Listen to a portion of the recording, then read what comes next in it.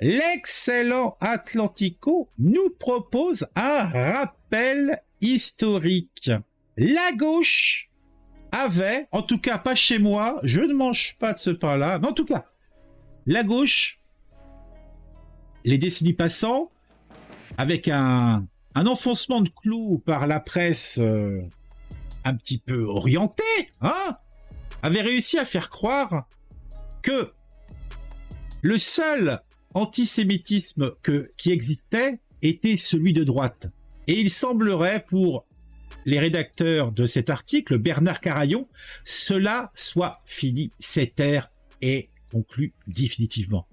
L'antisémitisme à gauche a longtemps été un sujet tabou, soigneusement dissimulé quand il n'était pas volontairement oublié. Et si on parle d'autres sujets, vous constaterez que, a priori, c'est un comportement qui est souvent utilisé par nos très chers amis de la presse dite de gauche. Par un singulier paradoxe, la gauche se présente comme l'ennemi du racisme, alors que ses racines intellectuelles, révolutionnaires et socialistes sont profondément antisémites. On va lire cet article et le chat et moi-même, nous allons commenter cela. Les articles d'Atlantico sur le sujet sont généralement signés par Benoît Raki, qui est excellent. Son père était dirigeant de la section juive des FDP-MOI. Il a des raisons d'en le vouloir à LFI. Merci pour cette précision, Général Pangol. Avant de lire, on va se mettre un petit jingle, histoire de se mettre en bouche. Et c'est parti, mon Rikiki.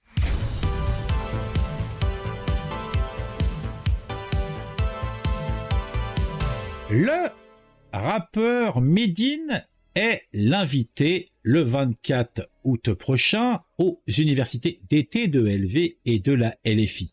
Cette invitation a suscité de nombreuses réactions, mais les deux formations politiques de gauche ont défendu leur choix, dénonçant les attaques de la droite et de l'extrême droite et assurant par ailleurs que Medine avait changé. Il a changé. Et c'est marrant. Là, quand c'est quelqu'un qui va dans leur sens, il a le droit au changement, il a le droit à une rémission de sa peine, il a le droit à être pardonné, à avoir fauté, mais d'avoir repris le droit chemin. Et cela n'est jamais accepté ni offert à des personnes d'autres orientations. C'est bizarre, c'est surprenant. Hein, vous allez quand même avoir ces gauchistes qui vont aller vous recracher des vieilles histoires qui datent de 50 ans, voire même plus. Hein, on va prendre que l'exemple du RN. Hein. Ah, le RN n'a pas changé, c'est toujours la bête immonde, etc. Pourtant, je dois dire que ça a bien changé. Mais par contre, pour ces Ilubrius, pour ces paltoquets, pour ces pisse pas loin, pour ces pas grand-chose, non, aucun pardon, aucune rémission. Par contre, pour Medine, qui a fait de sacrées petites plaisanteries, tout est pardonné, tout est accepté. Alors, il y a peut-être une base à tout ça. On va essayer de voir si cet article nous le dit. Pourtant, il s'est illustré avec un jeu de mots qualifiant Rachel Kahn de rescampée, avant d'assurer qu'il ne faisait aucune allusion à une quelconque origine ou histoire familiale. Oui, c'est vrai que les camps de la mort, oh, quelle plaisanterie, on peut toujours en rire. Avant d'assurer que... qu'est-ce que cette polémique nous dit de la complaisance d'une partie de la gauche avec l'antisémitisme? Donc c'est Bernard Carayon qui est interviewé, ou c'est un entretien, je ne sais pas trop. Une partie de la gauche contemporaine, antisioniste, flirte sans vergogne avec l'antisémitisme. Derrière le calembour nauséabond de Medine sur Rachel Kahn, il y a toute la collusion intime, culturelle et politique entre le gauchisme, l'antisionisme et l'islamisme. Bon, personnellement, je pense peut-être que le rapprochement est peut-être un petit peu abusé. Je ne suis pas certain de ça. Mais c'est vrai qu'on peut le penser. À quel point l'antisémitisme de gauche a-t-il connu un regain à la faveur d'une complaisance grandissante vis-à-vis de l'islamisme? Une part de l'antisémitisme de gauche est nourrie par le souvenir des luttes anticoloniales et de la guerre d'Algérie, où l'extrême gauche a été la porteuse de valises du FLN. Sartre justifie le terrorisme en comparant ses acteurs à des soldats comme lui. Edoui Plenel, dans sa revue trotskiste Rouge, justifie l'assassinat de 11 athlètes israéliens aux Jeux Olympiques de 1972 par les terroristes de Septembre Noir. Une tache indélébile sur la carrière du journaliste fétiche de la profession qui s'est fait tirer les cheveux par une actrice parce qu'il avait été pas gentil avec son copain de l'époque. Pour autant, il existe aussi un antisémitisme de gauche dont les racines sont bien plus anciennes que la complaisance avec l'islamisme. On prend-il ses sources dans la pensée de gauche?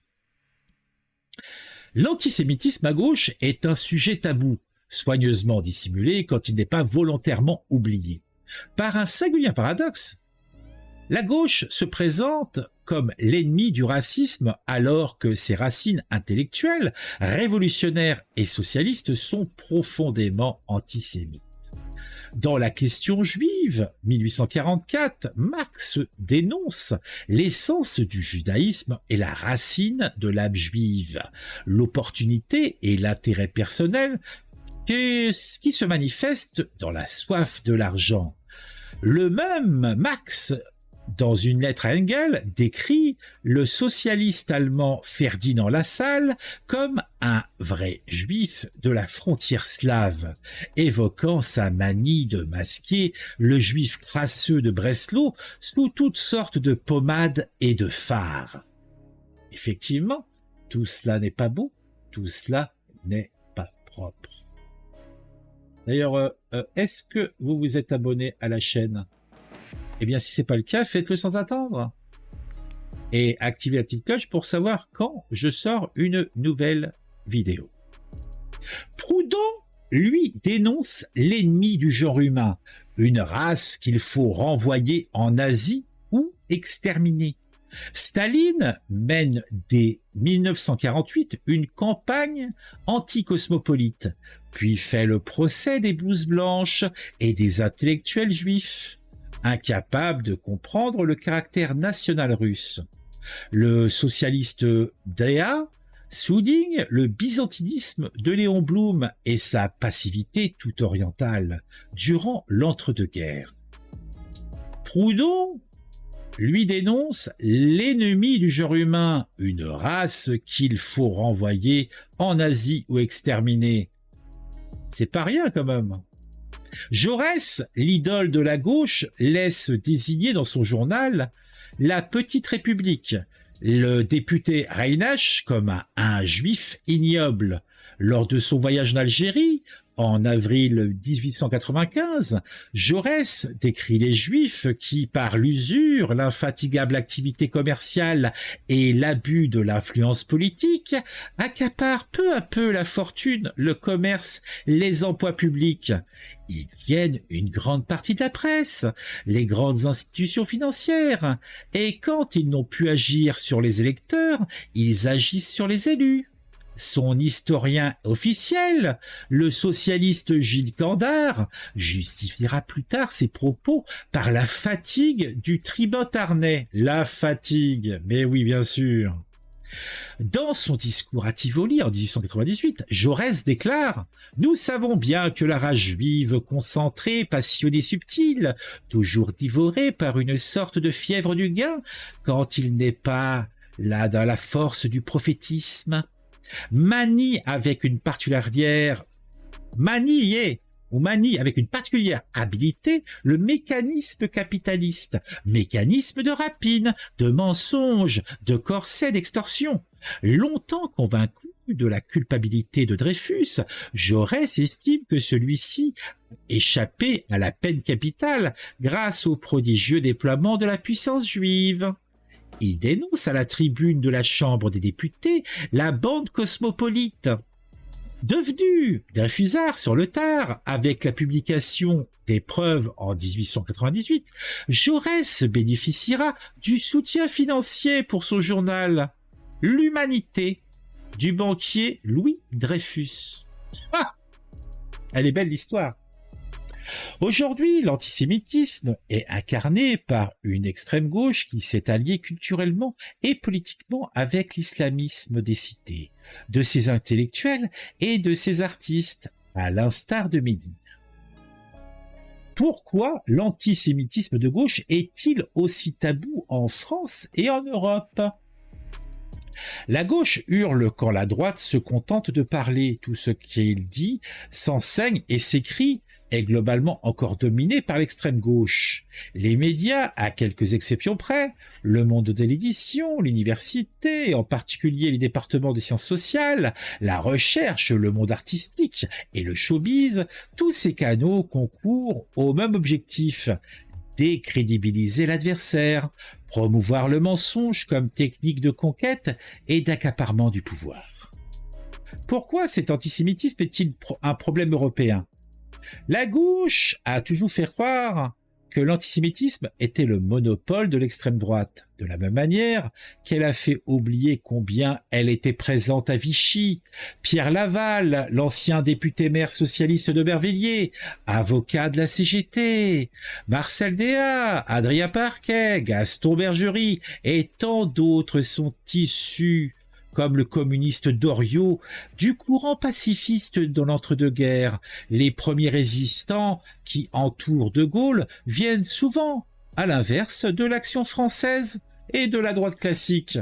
Mais l'histoire, on nous le prouve régulièrement, peut être réécrite très facilement.